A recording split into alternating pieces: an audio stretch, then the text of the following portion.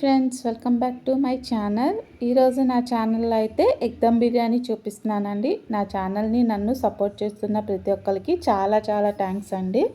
అలాగే ఇంకా సబ్స్క్రైబ్ చేసుకొని వాళ్ళు ఎవరైనా ఉంటే ప్లీజ్ సబ్స్క్రైబ్ చేసుకోండి. అలాగే మీ సపోర్ట్ కూడా నాకు అందించండి. సో ముందుగా అయితే నేను ఎగ్ దమ్ బిర్యానీ చేసుకుంటాకి చాలా ఈజీగా సింపుల్ ప్రాసెస్ చూపిస్తానండి.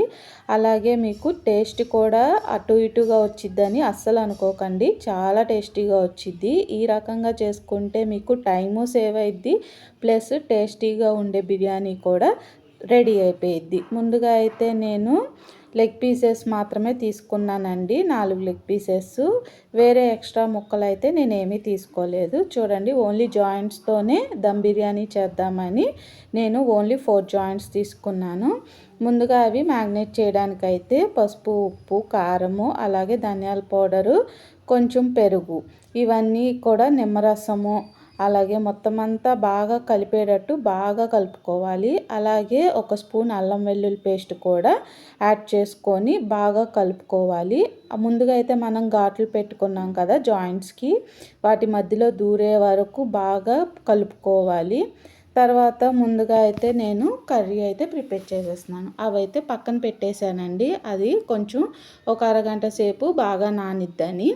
ఈలోపు అయితే నేను కర్రీ కూడా రెడీ చేసేసుకుందాం అని చెప్పి ఆనియన్స్, టమాటాలు, అలాగే పచ్చిమిర్చి అన్నీ తీసుకొని ఈ బౌల్లో అయితే తీసుకుంటున్నాను. దీనిలో అయితే చూడండి, మనకి చాలా చిన్న చిన్న ముక్కలుగా భలే కట్ అయిపోతున్నాయి. నేనైతే ఫ్లిప్కార్ట్ నుంచి ఆర్డర్ చేసుకున్నాను. తర్వాత కర్రీ ప్రిపరేషన్ కోసం అని చెప్పి నేను ఆయిల్ వేసుకొని దానిలో ఉల్లిపాయలు, మనం మిక్సీ అయితే పట్టుకోకుండా ఆనియన్స్ చాలా చిన్న చిన్న ముక్కలుగా కట్ అవుతున్నాయి దానిలో, అందుకనే నేను ఆర్డర్ పెట్టుకున్నానండి. తర్వాత ఆనియన్స్ అనేది ఆయిల్లో బాగా మగ్గిపోయిన తర్వాత కరివేపాకును, అలాగే ఈ టమాటాలును, పచ్చిమిరపకాయలు కూడా మనం దానిలోనే తీసుకున్నాం కదా, కట్ చేసుకున్నాము, అది కూడా యాడ్ చేసేసి బాగా మగ్గనిచ్చుకోవాలి. తర్వాత కర్రీకి తగినట్టు నేను 1/2 కేజీ చికెన్ అయితే తీసుకున్నాను. దానిలో 2 టేబుల్ స్పూన్ అల్లం వెల్లుల్లి పేస్ట్ కూడా వేసేసి పచ్చివాసన పోయే వరకు బాగా కలిపేసుకొని తర్వాత చికెన్ కూడా యాడ్ చేసేసుకొని మూత పెట్టేసేసి బాగా మగ్గనిచ్చుకున్నాను. చూడండి ఎలా అయితే మగ్గిపోయినాయో, దానిలో నుంచి వాటర్ అయితే బాగా ఊరుతాయి. తర్వాత అయితే సాల్టు, కారము, అలాగే కొంచెం పసుపు యాడ్ చేసేసుకుని బాగా కలిపేసేసి దానిలోనే మనకి కర్రీ ప్రిపరేషన్కి కొంచెం వాటర్ ఎంతైతే యాడ్ అవుతాయో చూసుకొని మీరు దానికి తగ్గట్టు కొంచెం వాటర్ అనేది యాడ్ చేసుకొని మూత పెట్టేసేసి పొయ్యి మీద పెట్టేస్తే మనకి కర్రీ అయితే ప్రిపేర్ అయిపోతూ ఉండిద్ది.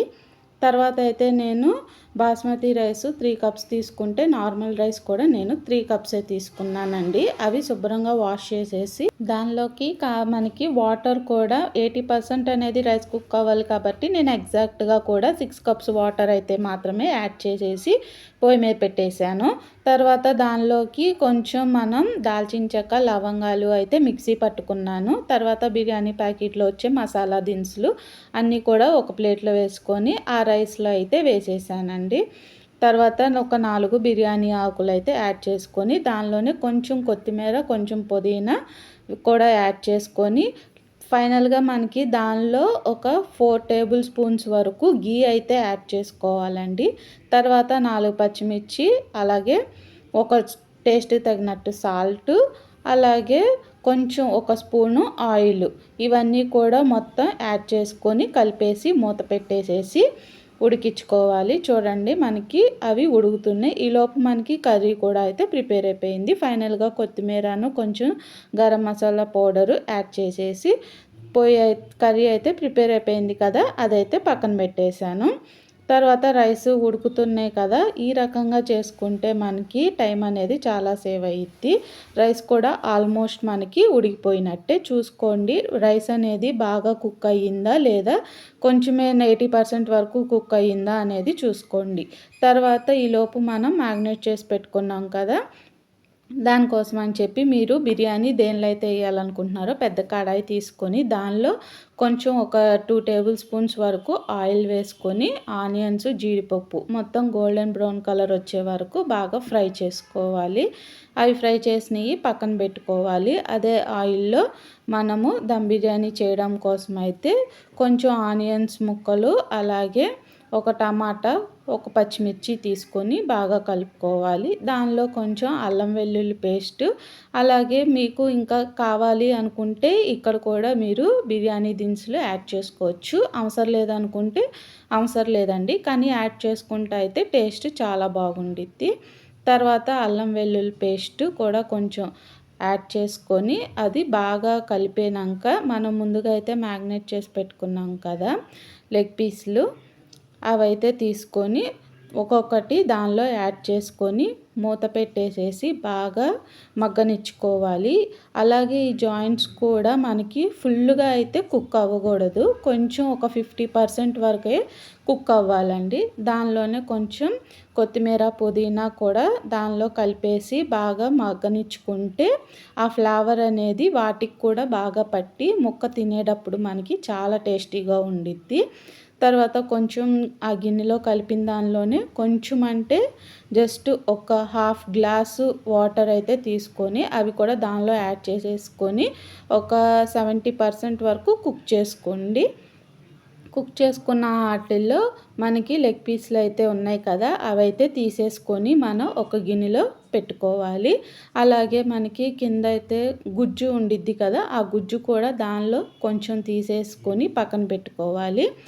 తర్వాత మనకి 80% వరకు రైస్ అనేది కుక్ అయిపోయింది కదా, దానిలో ఫస్ట్ లేయర్గా అయితే ఎక్కువ వేసుకోవాలి. ఫస్ట్ లేయర్గా అనేది మనం తక్కువ రైస్ వేసుకోకూడదు, కింద అనేది ఎక్కువ రైస్ వేసుకోవాలండి ఫస్ట్ లేయర్లో. తర్వాత ఫ్రై చేసి పెట్టుకున్న ఆనియన్స్, జీడిపప్పులు ఉన్నాయి కదా, అవి సగం మాత్రం తీసుకొని అలాగా వీడియోలో చూపిస్తున్న విధంగా వేసుకొని, అలాగే జాయింట్స్ కూడా తీసి పక్కన పెట్టుకున్నాం కదా, అవి కూడా అన్నీ దానిలోనే వేసేసి దానిపైన మిగిలిన రైస్ కూడా ఇంకో లేయర్గా వేసి మొత్తం లేయర్ మొత్తం ఫుల్గా వేసేసి మొత్తం అంతా సర్వ్ చేసుకోవాలి.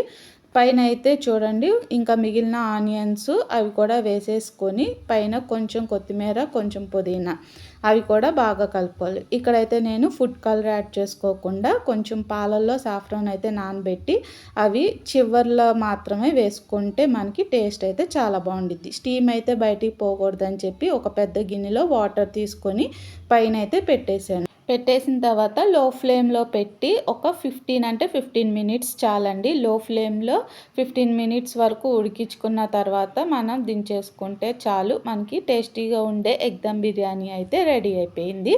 మా పిల్లలు అయితే చాలా ఎంజాయ్ చేస్తూ తిన్నారు. టేస్ట్ కూడా చాలా బాగుందండి, అసలు మామూలుగా రాలేదు.